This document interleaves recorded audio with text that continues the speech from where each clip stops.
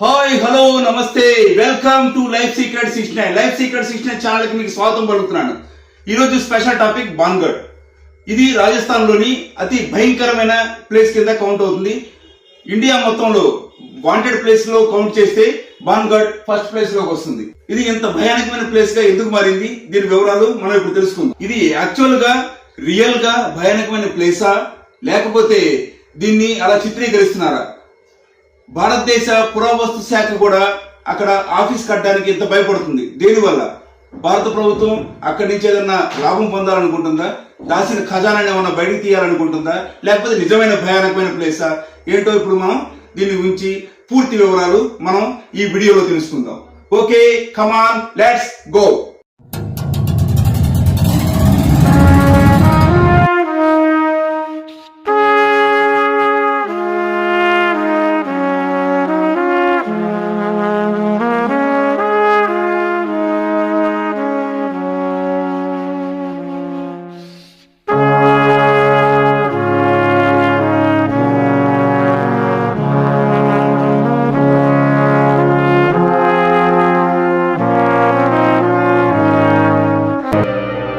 భారతదేశంలోని wanted places విషయానికి వస్తే దానిలో బాన్గఢ్ పేరు నెంబర్ 1 గా నిలుస్తుంది.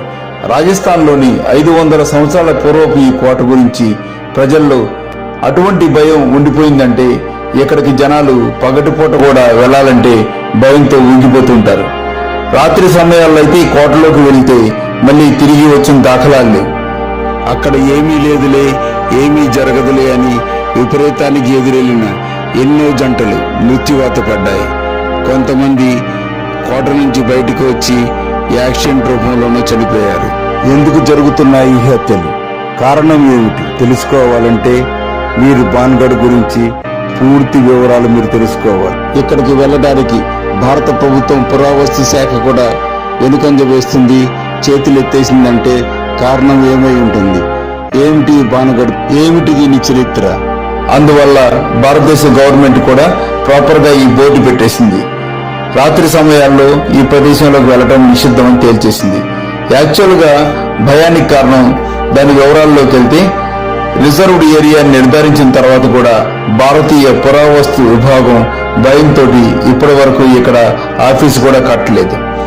ఈ బాన్గఢ్ కోట యొక్క చరిత్ర ఏమిటి అంటే, ఎందుకు అతి భయంకరమైన దెయ్యాల కోటగా పరిగణిస్తున్నారో ఈ కోట యొక్క చరిత్ర పూర్తి వివరాలు ఈ వీడియోలో మనం ప్రతి ఒక్క విషయం తెలుసుకుందాం.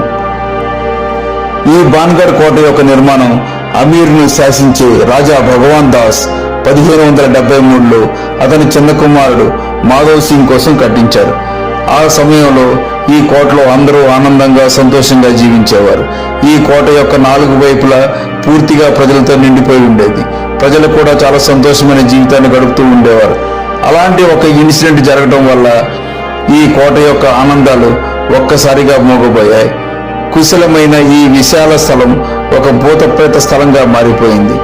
ప్రజల మనసులో ఈ స్థలం గురించి అలాంటి భయం నిండిపోయిందంటే ఈ స్థలాన్ని వాళ్ళ ఆస్తిపాస్తులను వదిలి వెళ్లిపోవాల్సి వచ్చింది. దానివల్ల ఈ కోట చుట్టుపక్కల ప్రాంతాలు ఒకేసారి నిశ్శబ్దంగా మారిపోయాయి. ఈ కోట కొన్ని వందల సంవత్సరాల నుండి నిర్జీవంగానే పడి ఉంది. ఈ కోట చూడటానికి వణుకు పుట్టించే విధంగా ఉంటుంది. ఈ కోట గురించి అందరూ ఇలా చెప్తూ ఉంటారు. ఈ కోటలో నుంచి ఏడుపులు, అరుపులు, కేకలు, చిత్ర విచిత్ర శబ్దాలు వినిపిస్తూ ఉంటాయని చెబుతూ ఉంటారు. ఇంకా విచిత్రమైన విషయం ఏంటంటే, ఈ కోటలోనికి నేను వీరుణ్ణి సూర్యుణ్ణి అనుకుని రాత్రి సమయంలో వెళ్లిన వాళ్ళెవరూ ప్రాణాలతో బయటికి రాలేదు. దానివల్లే పగలు కూడా చాలా తక్కువ మందే వెళ్ళడానికి సాహసం చేస్తుంటారు. మీకు కూడా ఈ డౌట్ రావచ్చు, ఈ కోటలో అసలు ఏం జరిగింది, ఎందువల్ల ఇది దెయ్యాల కోటగా మారింది అని కదూ. ఇక్కడ జనాలను విచారిస్తే ఒకటి కాదు అనేక రకాలుగా కథలుగా చెప్తున్నారు. ఈ అన్ని కథల్లోనూ మంచి ఫేమస్, జనాల నుంచి ఎక్కువగా వింటున్న కథ అది రాజకుమారి రాణి రత్నావతి గురించి. నిర్మాణం చేసినప్పుడు రాజకుమారి రత్నావతి అని చాలా అంటే చెప్పనలవి కాని అందంతో ఉండేదట. ఆ సమయంలో ఆమె వయసు 18 సంవత్సరాలు. ఆమె అందం గూర్చి అన్ని రాజ్యాల్లో చర్చలుగా చెప్పుకునేవారు. ఆ అందం గురించి దేశాల రాజకుమారులు ఆమెను పెళ్లి చేసుకోవడానికి నిమంత్రణలు పంపించేవారు. కానీ రాజకుమారి ఎవరి నిమంత్రణను స్వీకరించేది కాదు. ఒకసారి రాజకుమారి ఆమె చెలికత్తలతో కొనుగోలు చేయడానికి బయటకు వెళ్ళింది. బజార్లో అత్తరు అమ్మే ఒక దుకాణం వద్ద ఆగింది. అక్కడి నుండి ఒక అత్తరును కొనుగోలు చేసింది. అదే సమయంలో ఆ దుకాణానికి కొంత దూరంలో నిలబడి ఉన్న సింగియా సేవడ అనే పేరు గల వ్యక్తి కన్ను రాజకుమారి మీద పడింది. ఆ వ్యక్తి సింగియా సేవడ కాలాజాదు అంటే చేతబడిలో మహారథిగా పేరున్నవాడు. రాజకుమార్ రత్నావతిని తొలిచూపులోని సింగియా సేవడ ఫిదా అయిపోయాడు. అదే సమయంలో రాజకుమార్ రత్నావతిని ఎట్టి పరిస్థితుల్లోనూ తన వశం చేసుకోవాలని అనుకున్నాడు. వెంటనే అత్తరు సీసాను తీసుకొని తన మంత్రతంత్రాల వశీకరణ విద్యతో అత్తరు సీసాలలో వశీకరణను ప్రవేశపెట్టి ఆ సీసాను అదే స్థానంలో ఉంచేశాడు. ఆ విద్యతో రాజకుమారి తనను వశపరచుకోవాలని అనుకున్నాడు. రాజకుమారి ఆ సీసాలు తీసుకొని తన కోటకు బయటకు బయలుదేరింది. సింగియా సేవడ మెల్లిమెల్లిగా రాజకుమారిని అనుసరించడం మొదలుపెట్టాడు. రాజకుమారి కొంత దూరం వెళ్ళగానే ఆమె ఒక చెలికత్తె, ఒక గుర్తు తెలియని వ్యక్తి మీ అత్తరు సీసా తీసుకొని మంత్రాలు చదివాడు అని తెలియజేసింది. ఆ చెలికత్తె సింగియా సేవడ కాలు జాదు చేయడం చూసింది. కానీ ఆమె భయంతో ఆ విషయం అక్కడ చెప్పలేకపోయింది. అప్పుడు రాజకుమారి కాలాజాదు గురించి తెలియగానే పెద్ద కొండరాయి మీద అత్తరు సీసాను విసిరేసింది. ఆ రాయి మీద పడగానే ఆ సీసా పగిలిపోయింది. అత్తరంతా ఆ రాయి మీద కారిపోయింది. ఈ రకంగా అత్తరు మీద చేసిన కాలాజాదు ఆ రాయి మీదకు వచ్చేసింది. వెంటనే ఆ రాయి దానికదే దొర్లుకుంటూ సింగియా సేవడ వైపు దూసుకురావడం జరిగింది. సింగియా సేవడ జాదు ఏమిటంటే ఆ అత్తరుకి ఎవరైతే ఉపయోగిస్తారో వాళ్ళు ఈ మంత్రగాడు సింగియా సేవడకి వశం అయిపోతారు, అతని వైపుకి వచ్చేస్తారు అని మంత్రించాడు. ఆ రాయి మీద పడగానే ఆ పెద్ద బండరాయి ఆ మాంత్రికుడి వైపు దూసుకొచ్చేసి అతన్ని తొక్కేసింది. ఆ మాంత్రికుడు మరణించాడు. అతడు మరణించే ముందు రాజకుమారితో పాటు ఈ కోటలో ఉండేవారు అందరూ భయానకమైన క్రూరమైన చావు చేస్తారు, వాళ్ళ ఆత్మలు ఈ కోటలోనే ప్రేతాత్మలుగా తిరుగుతూ ఉంటాయని శపించి కన్ను మూశాడు. ఇది జరిగిన కొన్ని రోజులకు బాన్గఢ్ దాని దగ్గర రాజ్యమైన అజబ్గఢ్ మధ్య యుద్ధం జరిగింది. అయితే అజబ్గఢ్ సైన్యం చాలా శక్తివంతమైంది, చాలా ఎక్కువ కూడా. దీనివల్ల అజబ్గఢ్ సైన్యం బాన్గఢ్ కోటలో ప్రవేశించి కోటలోని మహిళలు, పురుషులు, పిల్లల సమేతంగా క్రూరంగా హింసించి హతమార్చారు. రాజకుమార్ రత్నావతి కూడా క్రూరంగా చంపబడింది. దీనివల్ల బాన్గఢ్ మొత్తం శాపగ్రస్తమైంది. నరసంగ్రామంలో అమాయకులు కూడా చనిపోయారు. వీరందరూ ఆత్మలు కోటలోనే ఉండిపోయాయి.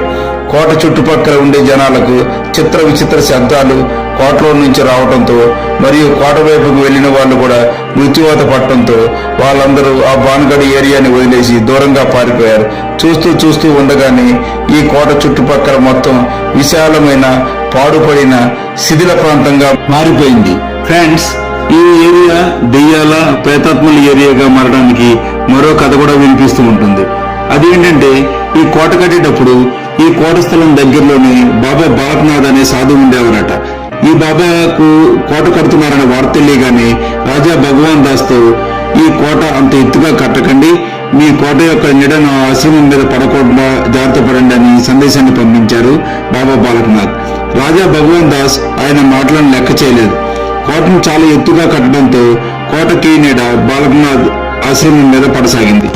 ఆ కీనీడని చూసి బాబా బాలక్నాథ్ కోపించి మీ బాన్గఢ్ మొత్తం పూర్తిగా నాశనం అయిపోతుందని శపించాడు.